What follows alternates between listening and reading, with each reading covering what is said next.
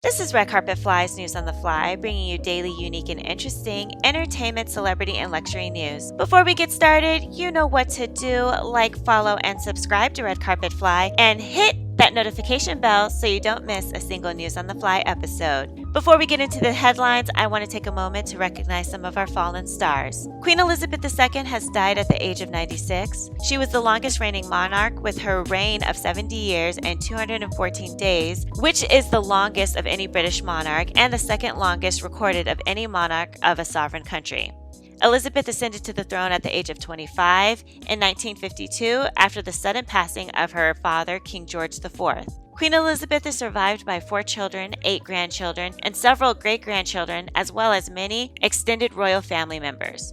Her passing, for lack of a better word, has been bittersweet, with some feeling profound sadness at the passing of the Queen, while others feeling apathetic due to the fact that she ruled a colonizing empire.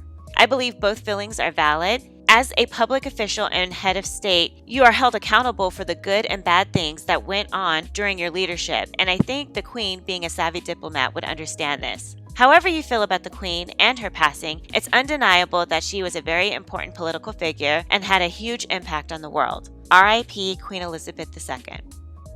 Tia Mowry is unapologetically embracing her gray hairs. According to E! News, Tia Mowry isn't conforming to society's idea of beauty, embracing her gray hairs, aging and all. "I am celebrating my uniqueness," she wrote. "I am celebrating who I am at every stage of my life." She wrote in an essay for InStyle published on August 31st, stating, "There are so many people on a daily basis that are not making it to the age where their hairs start to gray. And when I see my gray hair, it actually is a blessing because it means that yes, I'm starting to get older and I'm still here." She emphasized, "I don't take this lightly. I really, really don't." For women who are struggling with going gray and getting older, the 44-year-old added, "The advice I would give is to start embracing or allowing your energy and the people in your space to be supportive." I mentioned this story because a few weeks ago, Lisa LaFlamme, a Canadian news anchor, decided to let her hair go gray and got fired, allegedly. The TV station said that they decided to let her go due to changes in viewer habits.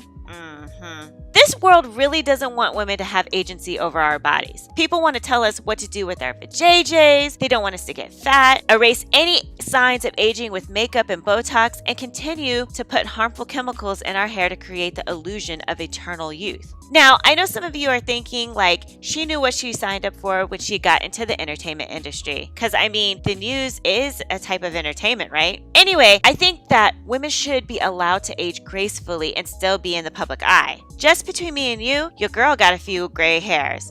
I started getting them right as I graduated college. I think the stress of real life started to sink in and started to age me. What I want to do when my hair gets really gray is that I think I want to turn it like platinum white and become my true self, which is an Atlantean. That's who I truly am. You know, Atlanteans range in color from dark Mediterranean brown to nearly a jet black hue with platinum blonde hair. Think X-Men Storm or King T'Challa's mother in Black Panther. I'm still going to be rocking my natural hair, but it's just going to be all white. So don't be asking any questions when you see me switch up on you.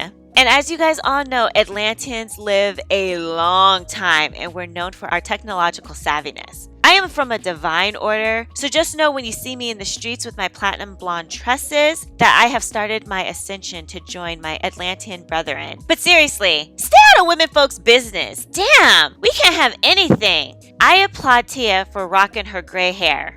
Talking about women's bodies and agency, Lotto teams up with Planned Parenthood for abortion rights PSA. The more and more I read about this girl, the more I like her. To be honest, I really didn't care for her too much because of the backstory regarding her original rap name, which was Mulatto. It just sounded awful. I know what she was trying to do, she was trying to rep her mixed heritage and turn a derogatory term into a positive one, but it wasn't working. So that had originally turned me off of her music. But once I started listening to her music, actually watching her videos and hearing her interviews, I really started liking her and I'm glad she changed her name. I'm also really liking her activism and her collaboration with Planned Parenthood for the public service announcement. Urging people to join the fight for abortion rights and access is just another thing that makes me like her. So according to Billboard, the big energy rapper stated, "We already know who's going to be hurt the most by these ridiculous abortion bans: Black women, brown women, the LGBTQ plus community, and communities of low incomes." Lotto stated, "Because of this country's history of racism and discrimination, these folks already have a hard time getting the health care they need.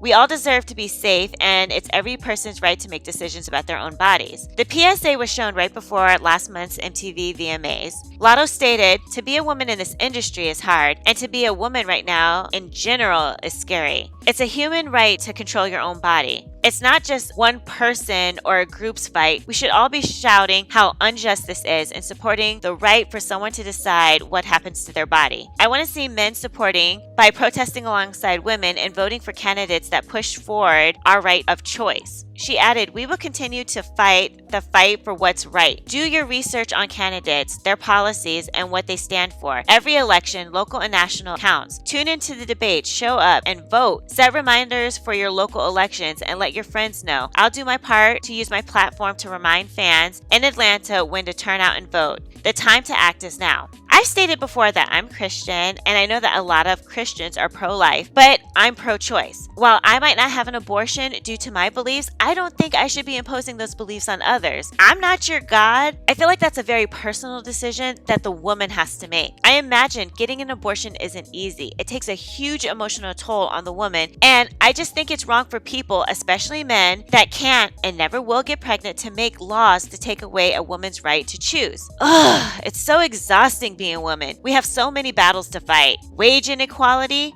Shout out to the women's soccer team that just reached a deal with the U.S. Soccer Federation to get paid the same amount as the men's soccer team. Gender inequality, reproductive rights, and if you're a Black woman or a woman of color, compound that with racial discrimination, prejudice, and unconscious bias. That's why I have to decompress and watch a good movie or cartoon, which I usually fall asleep to and get my best sleep. Wherever you stand on the issue, I think we can all agree that people need to have agency over their own bodies. Let me know your thoughts about this. Respectfully discuss in the comments below. Lastly, Deion Sanders and Jackson State provide hope for City in opening win amid water crisis. You guys should know by now I like choosing celebrity/entertainment stories that speak to a broader subject matter, and this story did just that because I have been wanting to talk about the water crisis going on in Jackson, Mississippi. JSU football dominated in its 2020 Orange Blossom Classic win against Florida A&M, providing an escape for the city as it grapples with its water crisis, reports the San Luis Obispo Tribune. JSU's primary theme during the offseason was dominance in every aspect of the game, but to fulfill that mission, Sanders had to make adjustments, bringing in new additions to the coaching staff, as well as adding another stellar recruiting class of players to address the team's biggest weakness, such as its offensive line. Even with the structural changes, the JSU team that dominated the Florida A&M in one of the most anticipated HBCU games of the season was a program motivated far beyond conquering the Rattlers on the gridiron. For 60 minutes, Tiger players and coaches used the game as an ultimate escape from the reality, a devastating water crisis crippling the city of Jackson, leaving more than 160,000 residents without running water over the last week.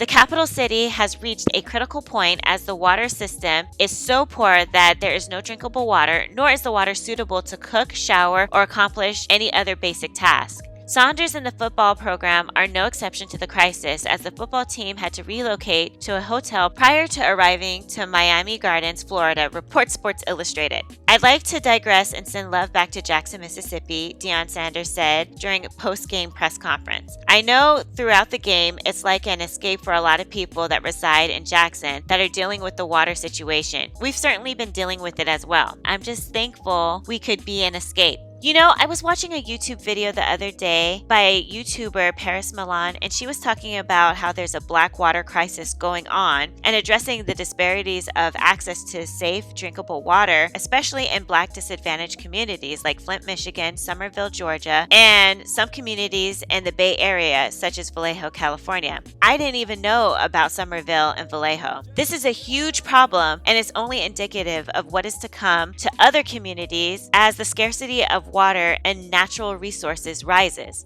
The water crisis isn't getting much attention as maybe it could be because it's happening in Black communities, but it will eventually start affecting other communities because, as we learned during the pandemic, what happens in one community eventually starts happening in other communities. So let's say you don't even care about Black communities, right?